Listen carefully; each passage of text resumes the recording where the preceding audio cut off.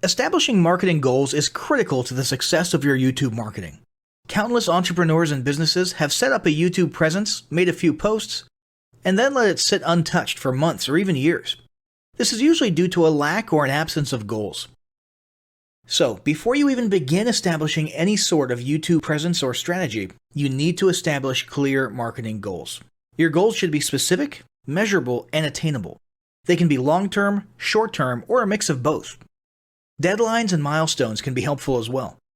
I want to increase my social following would be an example of a bad goal that will likely result in your marketing efforts petering out for a while because there's no specific milestones. I want to gain 1,000 likes by Christmas is an example of a good goal. It's specific, measurable, and certainly attainable. Below are some examples of the various goal categories you might be interested in. First up, there's traffic to websites. And here we're talking about sales, leads, or just content marketing. Probably one of the most popular goals of YouTube marketing is to funnel your YouTube traffic back to your own web properties. After all, most businesses don't do business on YouTube per se. You're leveraging YouTube to obtain traffic and convert that YouTube traffic into brand followers, leads, prospects, and customers. So maybe your goal is to get people to a landing page with a free offer where they can subscribe to your list and become a lead. Maybe they're being sent to a sales page or an e-commerce store. Maybe you just want to do some content marketing, so you send them to your blog. Whatever the case, the end goal for a lot of businesses will likely be bringing YouTube traffic away from YouTube and over to their own web properties. Next up, there's social following, which we like to call YouTube as autoresponder. In this goal category, your aim is to build a large number of followers, and the reason we also refer to this as YouTube as autoresponder is because the main sought-after benefit here is to increase the number of people who will see your uploads in their feeds. In this sense, your YouTube posts become similar to sending out email broadcasts via your autoresponder. If you grow a large enough community, this can be very beneficial, and if your content is engaging enough to get a lot of traction in the form of likes, comments, subscribes, and shares, you can significantly increase the range of your organic reach into people's feeds. Next, there's passive presence. Some businesses might have purely passive goals. Simply being present and discoverable inside of YouTube is a benefit that has wider appeal and greater utility than you may think. In many cases, a company's YouTube presence might supersede or at least augment what was once the role of a blog, assuming most of your content can be conveyed in the form of videos or attached to videos.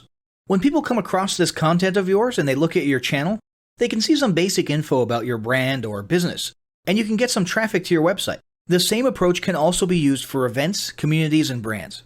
After that, there's brand awareness.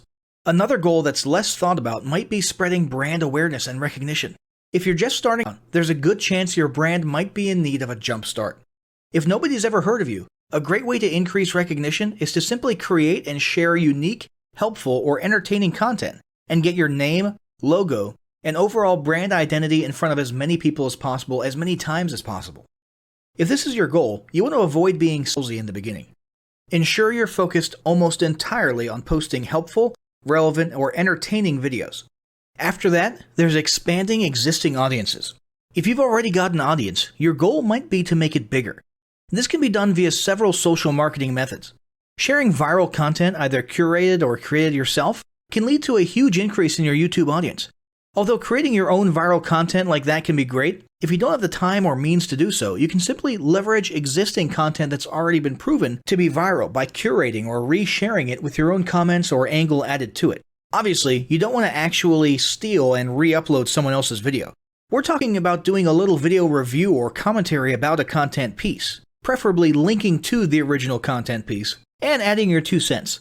Also, a few humorous videos can't hurt either. Other ways to expand existing audiences can include contests, sweepstakes, and gamification. Assuming your offers or prizes are compelling enough, incentivized sharing, liking, and subscribing can be very effective.